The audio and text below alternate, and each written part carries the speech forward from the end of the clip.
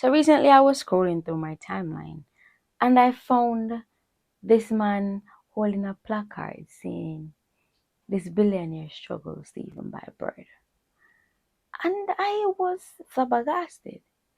No, went further, did some research, and well, let's get into what I found out. In 2008, Zimbabwe's inflation spiraled out of control.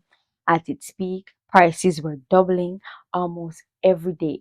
The Reserve Bank of Zimbabwe kept printing larger notes: 10 million, 1 billion, 10 billion, and finally 100 trillion. Now, Western media loved it. They ate it up.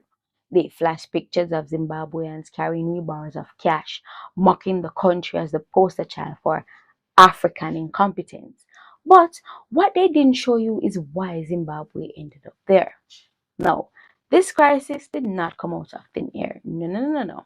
In 2000, Robert Mugabe's government launched a land reform program destined to return farmland from a few thousand white settlers back to millions of black Zimbabweans. Remember, these were lands that were stolen during colonialism. When you think about the countries the US is punishing with financial and trade sanctions, most people know of Iran or Cuba or Venezuela. But the United States has actually maintained a severe sanctions regime against Zimbabwe for the last 21 years, and it hardly gets mentioned in the media. And the worst part is, these sanctions were essentially put in place because Zimbabweans took back their own land from European settlers. Let me blow your mind. Imagine a wrap that contains 100 pieces of it. That means you have an equivalence of 1 quadrillion. 1 quadrillion. Just imagine. I feel like it's no longer money. It's like science solutions. This is so much. The West responded with fury. The different governments across Europe and the Americas Union imposed sanctions. International banks and the IMF cut ties with Zimbabwe's credit lines.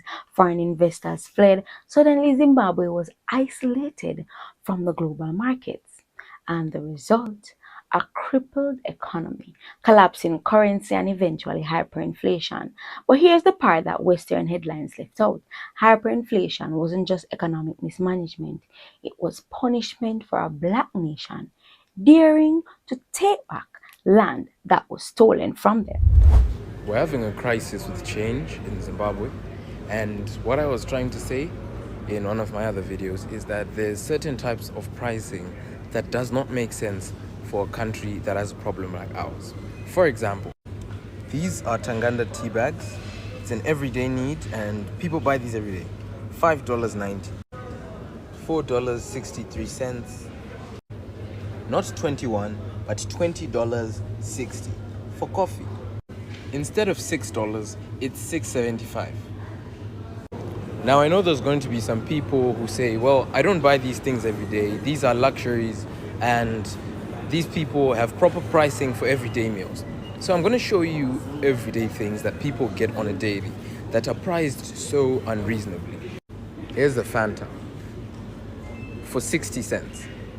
Instead of 50 cents, it's 60. Peanut butter, $2.15. $1.15. For bread, $1.15. Now, the damage this does, it looks very small. But when you reach the till, they don't have change. You're going to have to scale that number up yourself. You're going to have to buy some sweets. You're going to have to buy some gum, a pen, things you didn't need that they're going to inconvenience you because it's more profit for them and they don't care. That's why we have a crisis such as the one we're facing currently in Zimbabwe, where our companies are closing down because these companies have developed a culture of exploiting the people that keep them in business. And if this doesn't end, if more people don't discuss this, if people don't bring this to attention, it's not going to stop. And more of our businesses are going to close down. And that, like it or not, is not good for the everyday Zimbabwean. And this really should matter to everybody in the African diaspora, every country in the Caribbean. When the Caribbean countries struggle on the IMF loans, when Haiti is punished for daring to rise up since 1804, when Grenada was invaded in 1983 for choosing independence.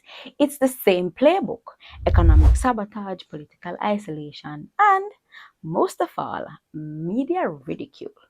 Zimbabwe's 100 trillion note is more than a collector's item.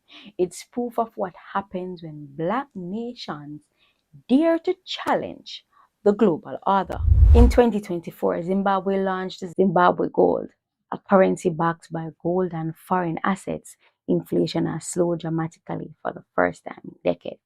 Zimbabwe's government is trying to rebuild trust in its money.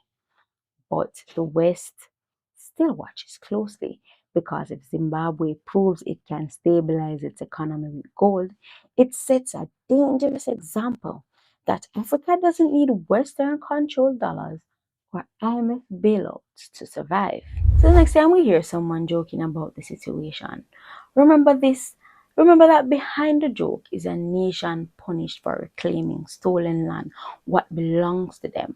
Behind the headlines is a warning for the entire diaspora. The real question should be, when Africa dares to take back what's hers, will the world always try to crush her? I'm Whitney McKoy reporting for the African Diaspora News Channel. Be sure to like, share, comment, and subscribe, and tell a friend to subscribe to the African Diaspora News Channel. Until next time, stay connected.